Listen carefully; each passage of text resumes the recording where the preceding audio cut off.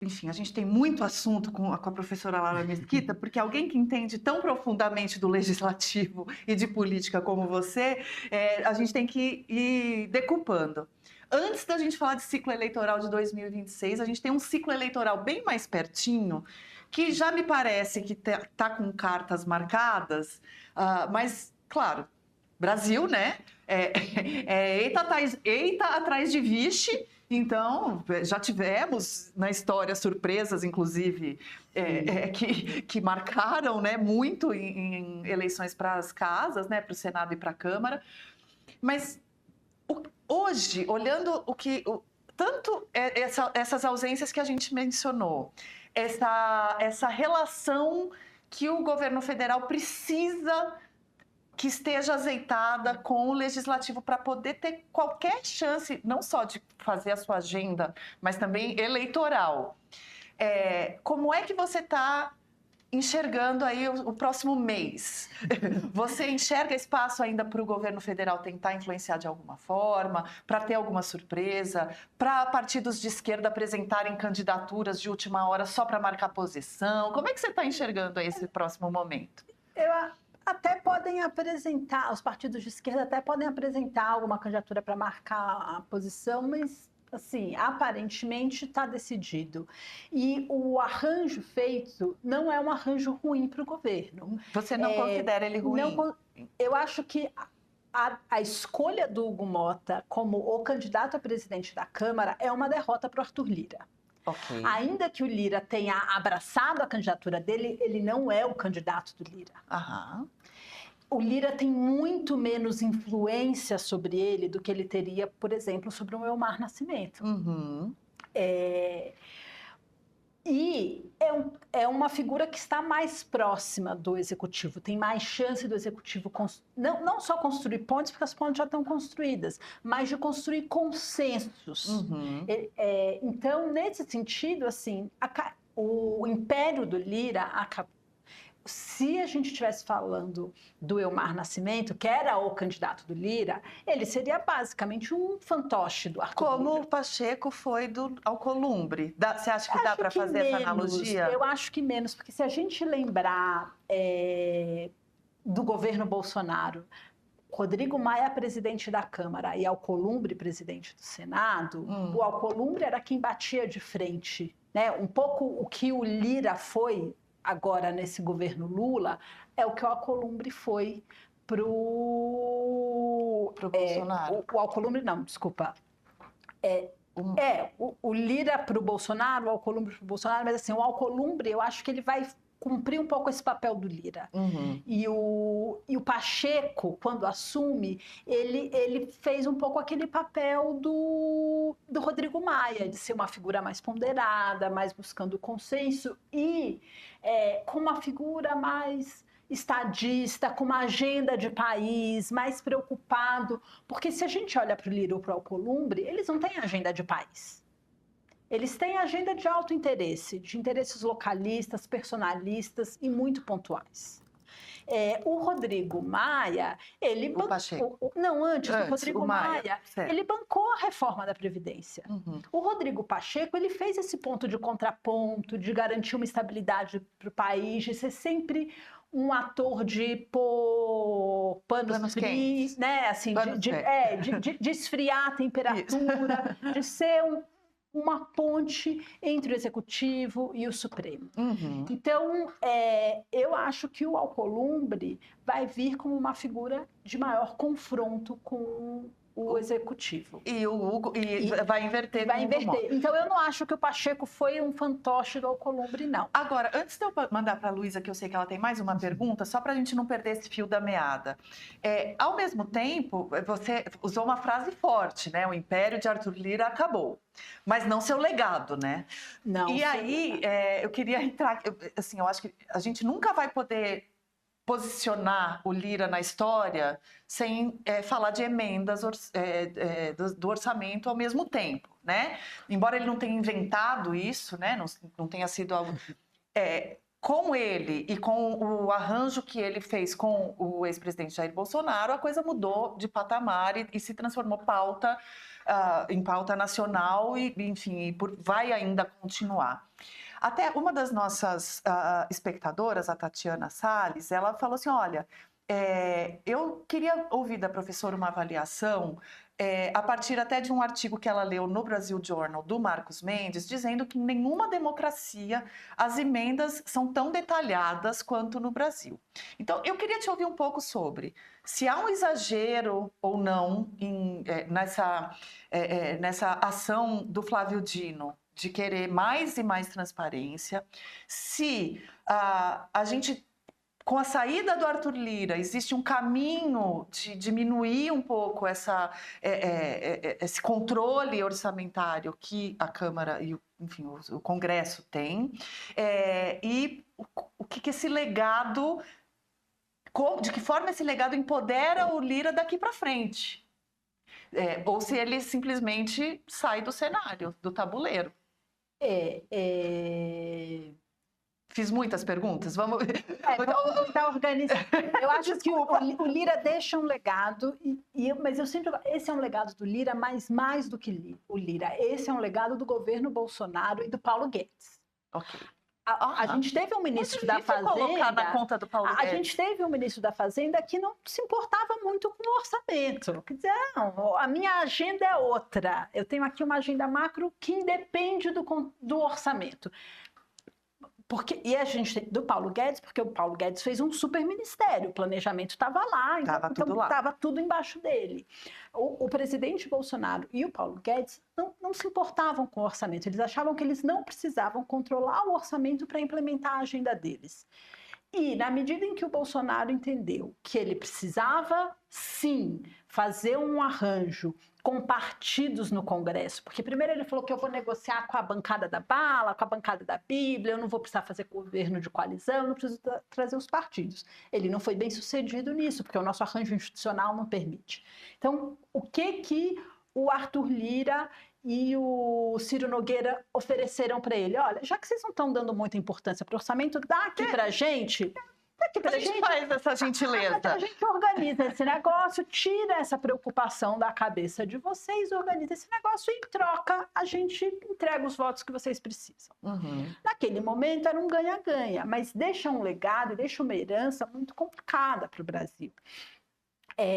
Era claro que, que passando a eleição de 22, assim, a menos que o ex-presidente Bolsonaro fosse reeleito, mas se a Simone Tebet tivesse sido bem sucedida, ela também ia querer recuperar o orçamento, porque qualquer pessoa que tenha uma agenda de governo, que tenha um programa de país, precisa do controle do orçamento para poder ser bem sucedido, para poder executar. Não adianta a gente eleger o executivo com uma agenda que ele não tem meios para implementar, porque ele não controla o orçamento. Uhum. Então, assim, e aí o principal problema hoje não são a existência das emendas, e nem tanto o quão transparente as emendas são, mas, sobretudo, é o tamanho do orçamento que está à disposição do Congresso, está sob controle do Congresso, num contexto de crise econômica, o orçamento destinado ao investimento é muito pequeno,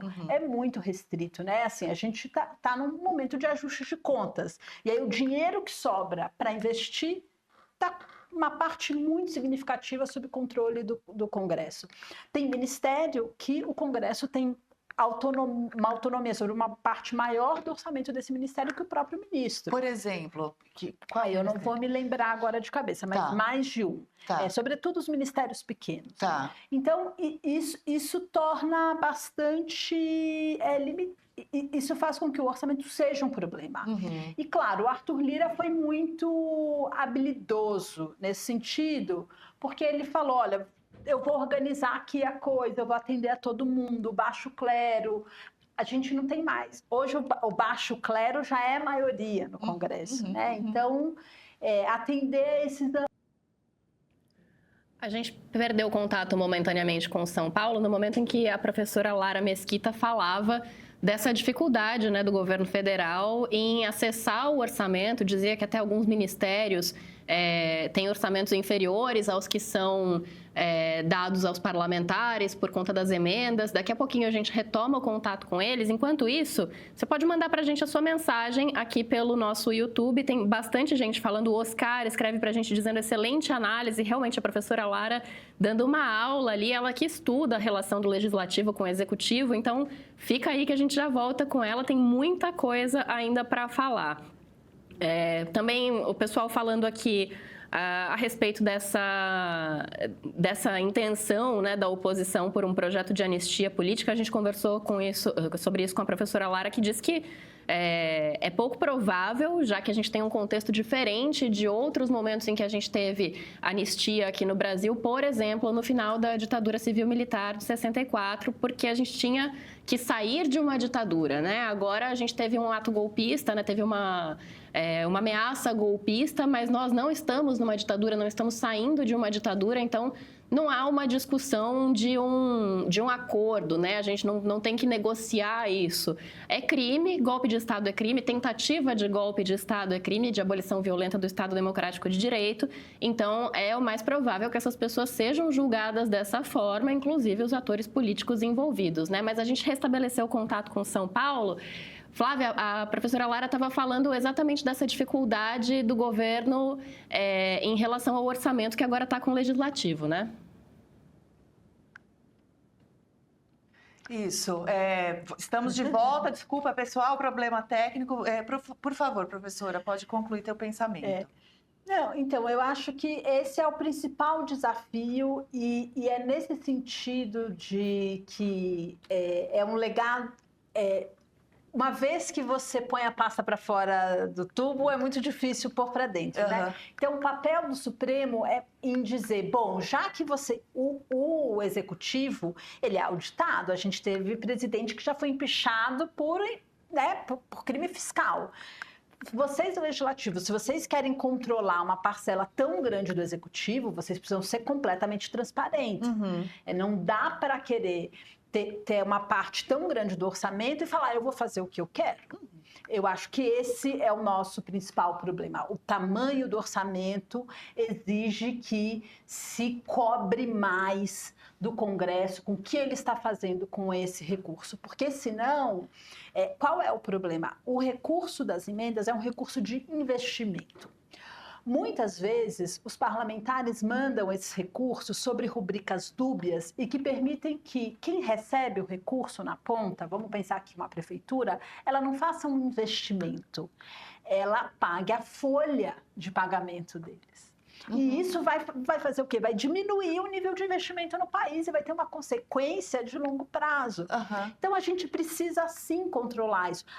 Essa é uma das principais preocupações com emenda PIX. Tem prefeitura pagando folha com emenda PIX. Nós não estamos nem falando de desvio necessariamente, embora também aconteça. Também pode acontecer, sim, mas não estamos nem falando disso. Estamos falando de qual é o efeito disso para o país no longo prazo. A mesma coisa você destina recursos para uma obra que não é suficiente para que essa obra seja feita do começo ao fim, e depois a gente tem uma série de obras inacabadas. Tudo isso tem consequência em termos de infraestrutura, de capacidade de investimento futuro, de desenvolvimento do país. E fora que tira, muitas vezes, essas obras ou esses investimentos de um contexto de política pública mais amplo, né? Exatamente. Então, claro que um dos argumentos muito comuns dos parlamentares é de que eles têm mais contato com as bases, que eles sabem das demandas mais regionais, mais locais ali da população, portanto, eles teriam mais condição de direcionar essa verba. Isso não é necessariamente mentira, mas só isso não resolve política pública. Exatamente, porque a política pública a gente tem que pensar ela como um todo. Claro que é muito mais provável que um deputado saiba da demanda de uma prefeitura por uma ponte ou por uma obra pontual do que o ministério. Mas, por outro lado, quando eu penso num programa nacional de longo prazo, o ministério tem uma visão mais ampla.